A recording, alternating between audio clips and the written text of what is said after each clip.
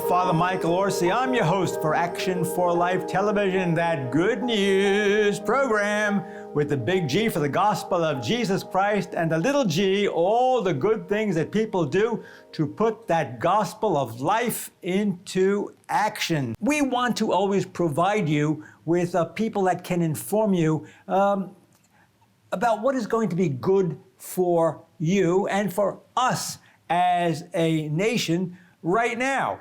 And we have a lovely young lady with us this afternoon. We're going to ask her to tell her own story. She is, what we call an abortion survivor. That means she was aborted and she survived the abortion. And so I want to introduce to you Melissa Ohden. Melissa, thank you for being with us today. Thank you, Father. I appreciate it. Well, I want to, get right into the subject of this coronavirus. What's it doing to us today? You're a social worker. You're working with a lot of people who have issues. And I just want a little bit, some insight from you as to what's going on. Yeah, it's interesting that you say that. I have two daughters, so I have a 7th grader who is 12, and I also have a kindergartner who is 6. And today, my 7th grader is home, Father. And, the school was asking, right, our parish school is tracking symptoms and said, oh, Melissa's, is she showing symptoms? We had a positive case at this school just yesterday, and it's not our first one. We're a pretty small parish school. But the office, right, was asking, does she have some symptoms? And I said, no, I'm going to be really honest. She just needed a mental health day. I think I need some of them too.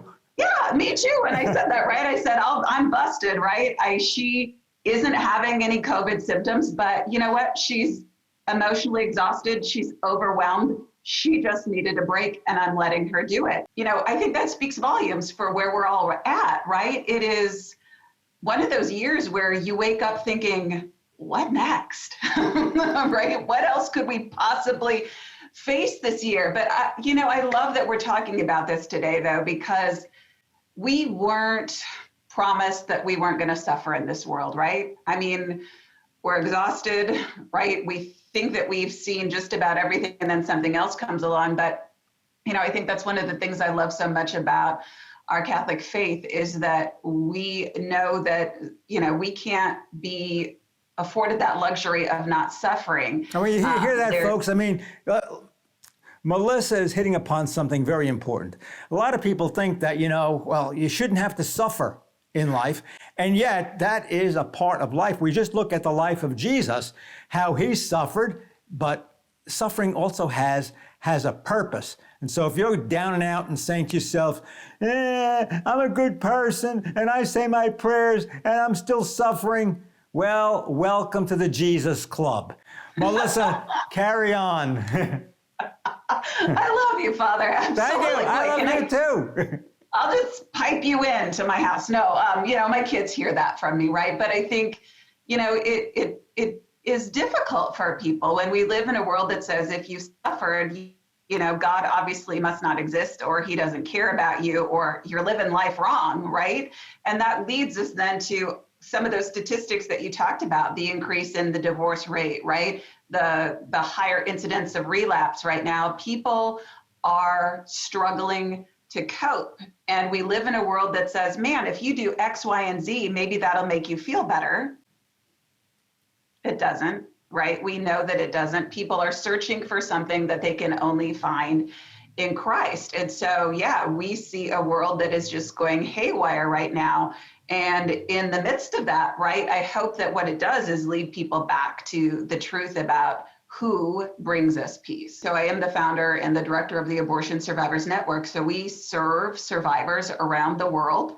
I am not the only person who has survived an abortion attempt. We've connected with over 330 abortion survivors from 11 countries. Most are from the United States.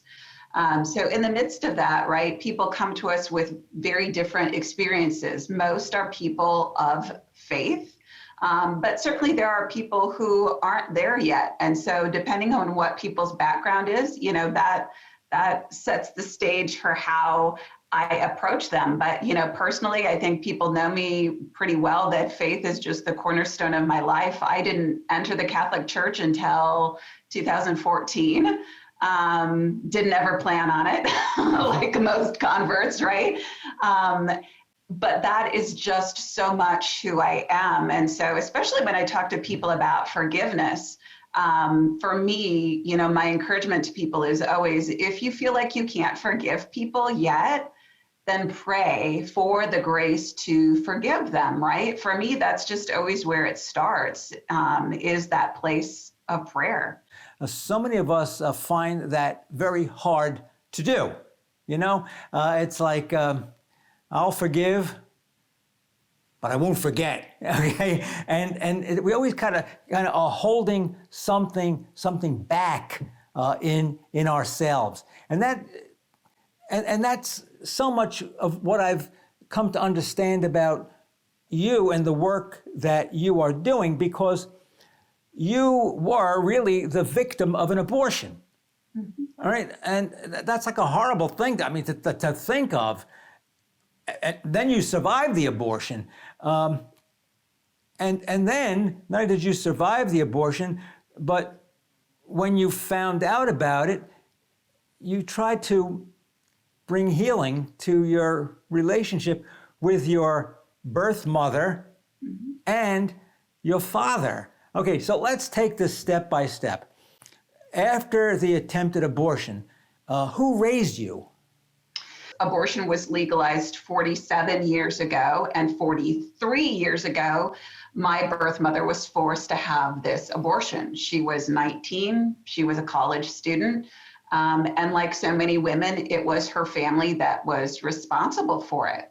I think what strikes people about my birth mother, Ruth's experience, is that the way that it was carried out. My maternal grandmother was a prominent nurse, had a great working relationship with the abortionist, right? Because she was an OBGYN nurse, she was an educator. And so they literally bypassed regulations at the hospital at the time, forced my birth mother to have this abortion.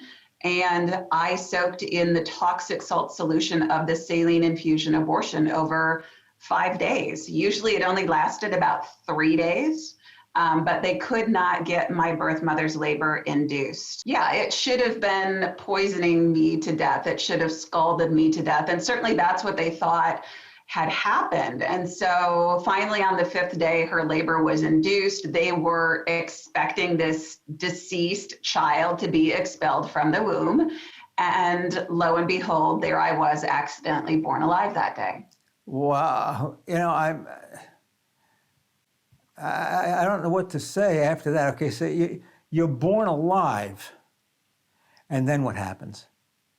Well, unfortunately, I was not immediately afforded medical care. Again, this is a pretty inconvenient truth for our society, right? People want to say that we don't need born alive legislation and survivors don't exist. And, that's part of what my organization does, is remind people, guess what? This is what we're talking about, folks. So for me, I now know that my grandmother told the nurses on staff to leave me to die. And I don't fault her for that, Father. I really don't. This is hard for a lot of people to hear. This has been something I have had to process in my life. But we live in a world that tells people that that's okay, right? We've had people in government in the last couple of years, right? Governor Northam of Virginia, who said if a child is born alive after a failed abortion, there will be a discussion between the doctor and the mother. Guess what? This has been happening for decades. And so, my grandmother was just carrying things out the way that they had. And, gratefully for me, not everyone listened to her. And I now know at least one nurse rushed me off to the NICU. Because that late-term abortion took place at a hospital. Okay, so a nurse came and saved you. Yeah, they were watching it roll out, right? How did she get away with that? Didn't they say, hey, nurse, where are you going with the baby? Oh, well, interestingly enough, I now know that my grandmother followed her very closely, right? Probably trying to catch up to her, trying to, prevent the situation from happening the way that it did. And I now know because medical professionals have contacted me about everything that they saw and heard that day. My grandmother told all the nurses in the NICU that day, don't you ever tell my daughter that this baby lived. Holy will pay. God, have mercy on us. I'm practically speechless hearing this because, you talked about Virginia. We have places like New York. And today that nurse would probably be prosecuted for breaking the law. Right. For not ladies and carrying out the gentlemen, doctor's orders. do you hear what is being said? And do you understand what's going on in our country? And do you understand how important this election is that is coming up? Because if we don't elect the right people and we elect the wrong people, just think, a lot of other Melissas will not be here.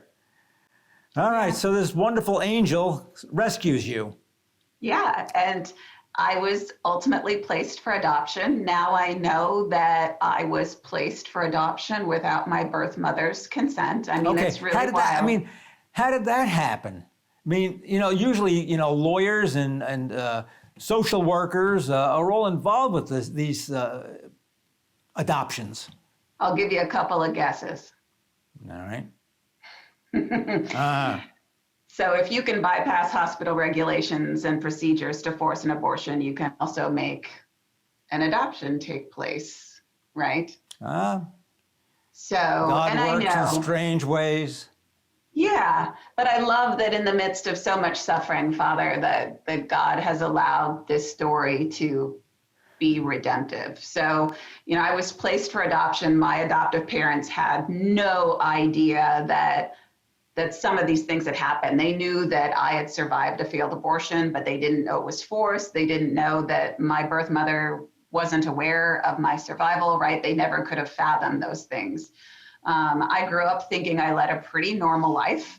My parents are not Catholic, but I say they're, on their way to conversion because they just raised us with a heart of incredible mercy. My older sister's adopted, I'm adopted. And then after, 14 years of infertility, they had my little brother biologically.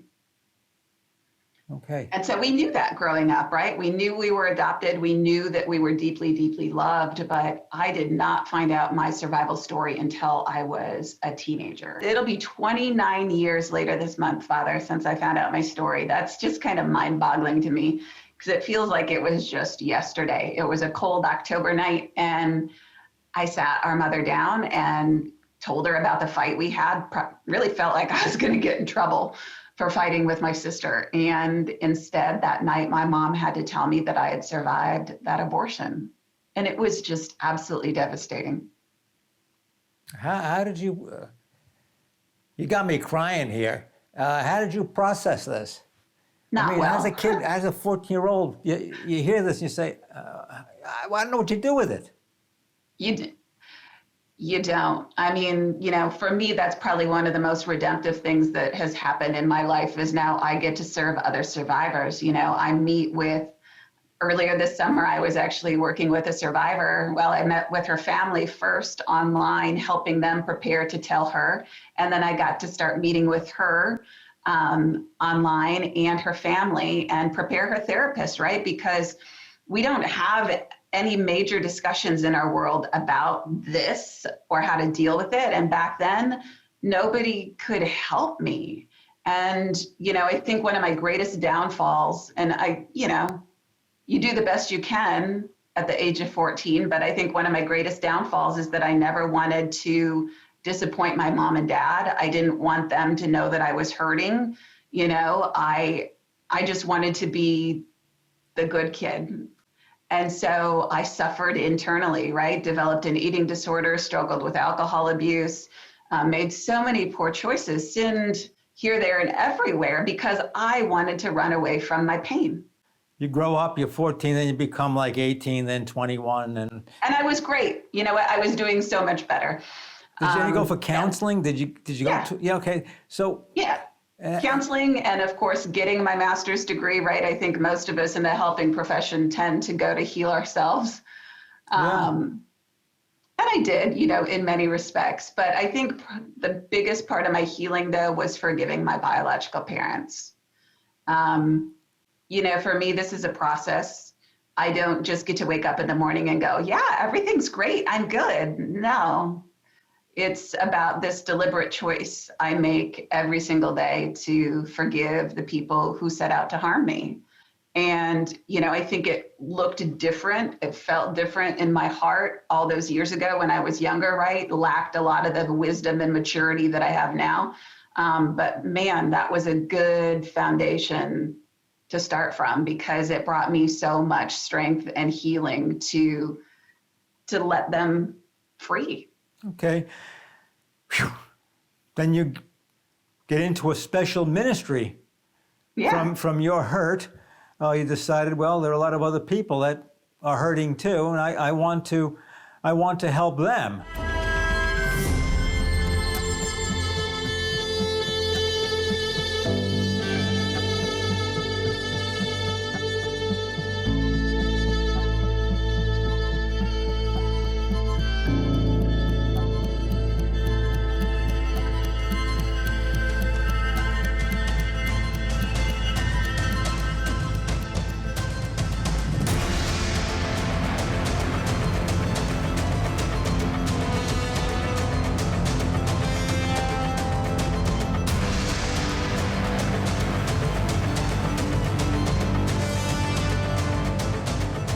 As you can imagine, producing this wonderful program, Action for Life, it costs a great deal of money. We're going to need your help. So if you would like to donate to keep this good news program on the air, please go to your computer, your cell phone, actionforlife.net.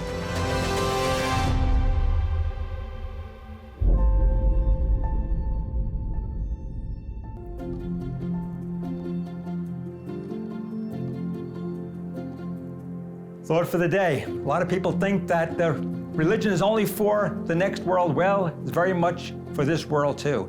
It has an impact on our daily lives. Make sure that you take time to know the candidates who are running for office and then to vote for those candidates who are pro-life. Ladies and gentlemen, sometimes bad things happen to us, but God even uses that to build his kingdom for his greater honor and glory.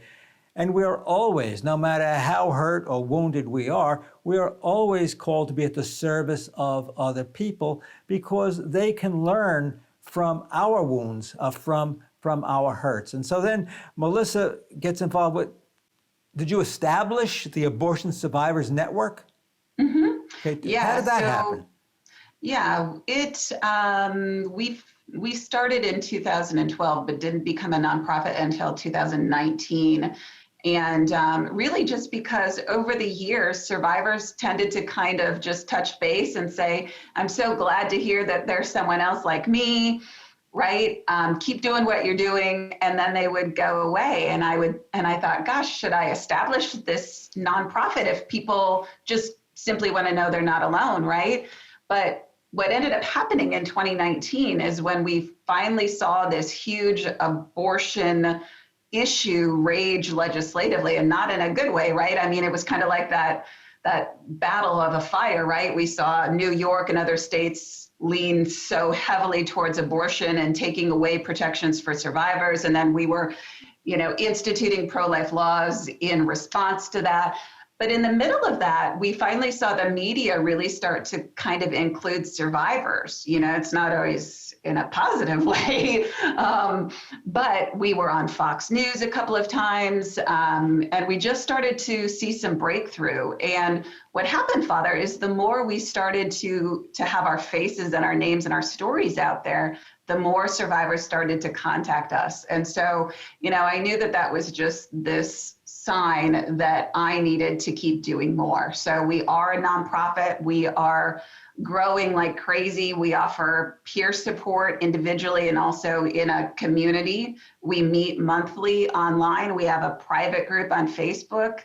We So offer if somebody wants to get in touch with you, just tell us how we do that. And then I want to get to the forgiveness part of your mother and father. Okay, so let's just tell everybody, you want to get in touch with Melissa. You are the survivor of an abortion, or you know someone that is. Melissa, how do they do that? Yeah, it's pretty easy to find us. It's just abortionsurvivors.org. My email is right on there, but it's melissa@abortionsurvivors.org. Okay, now, the key to all of this, what you're doing for abortion survivors, is, as we said at the beginning of the show, forgiveness. Mm-hmm. You decided that you wanted to track down your birth parents. Could you tell us what happened? You met your mother? Yeah. Okay. Yeah, God writes some amazing stories, right? So I looked for them for over 10 years. Finally found them in 2007 through my medical records. And I learned I was living in the same city as my biological father. Wow. Prayed about it for many months before I sent him a letter. And unfortunately, I never heard back from him. He ended up passing away about 6 months after I sent him that letter. I learned that in 2008 because I found his obituary on the internet. Oof. Oof. As hard as that little detail is, God was still working, because when he died, his family went to clean out his office and they found the letter that I had sent him there. So my grandfather and my great aunt from my birth father's side of the family were a huge part of our lives. My grandfather just passed away earlier this year. He was 91, 92, just an amazing man to have in our lives. And in terms of my birth mother, it took actually even longer for this to be lived out. So found out who she was in 2007, but couldn't find her. Did send a letter to her parents asking for them to reach out to her on my behalf. And they just said messages would not be passed along because they were estranged. And, just prayed for God's will to be done, whatever it looked like. And in 2013, one of her cousins reached out to me. And that's how I learned those huge secrets, right? That it was forced. My grandmother was responsible for so much, and that my birth mother didn't know for over 30 years. As if that isn't shocking enough, the other huge secret was that we moved from the city where my birth father lived to the city where my birth mother lives. That's amazing. That's amazing. And so you met her. It is. It's even better. So she is a huge part of our lives. My children know her as one of their grandmothers. They know the story, right? They know how abortion impacted our lives, but more importantly, they know that love and forgiveness have changed all of our lives in every beautiful way. This is one of the most amazing, most touching stories I have ever heard or covered on this television program. You also wrote a memoir. Mm-hmm. You Carried Me. And maybe you could tell folks how they can get a hold of that memoir. I think it's something that some folks would like to read. I don't know if I can read it because I'm Italian, I get emotional. Could you tell the folks about that memoir and how they can get it? Absolutely. Yeah. You Carried Me. The second edition came out just this last year in paper book form, and it includes an update by my birth mother and I. So, have some Kleenex handy. And people can find it on Amazon. It's in Barnes & Noble. The publisher is Plow.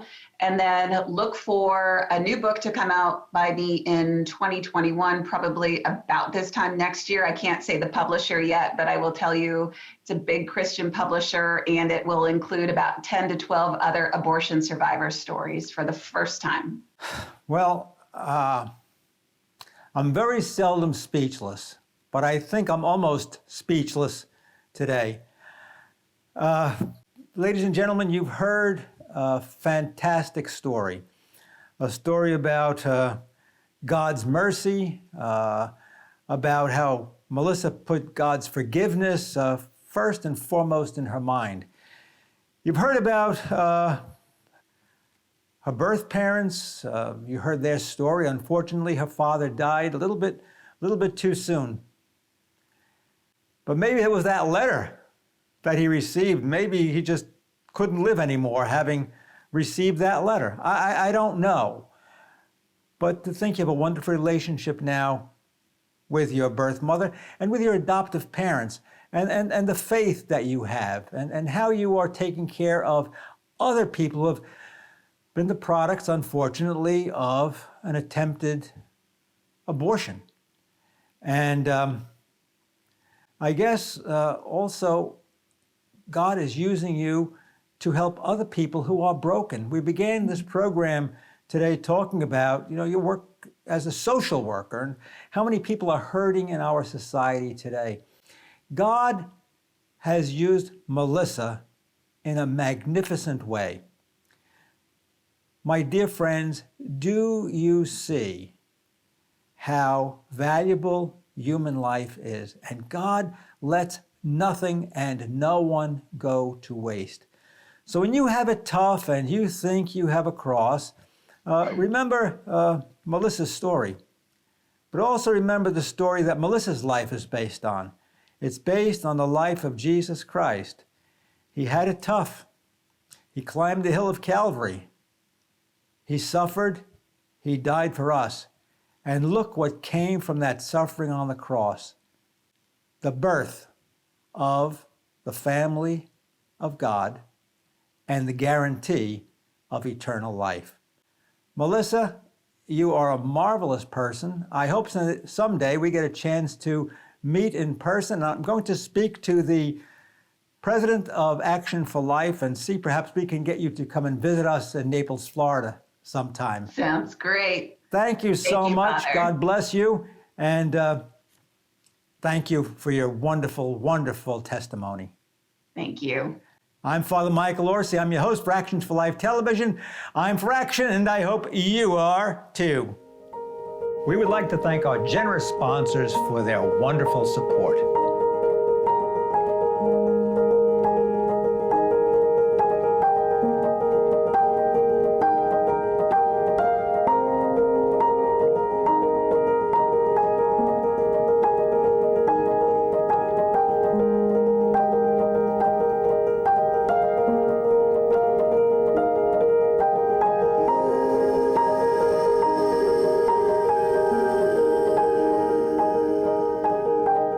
Thanks for watching. Please join us next time for Action for Life. I'm for action, and I hope you are too.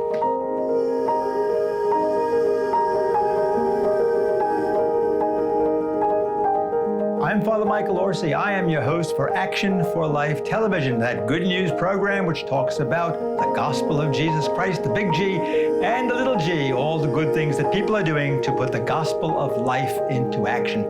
So please join us for the next episode of Action for Life.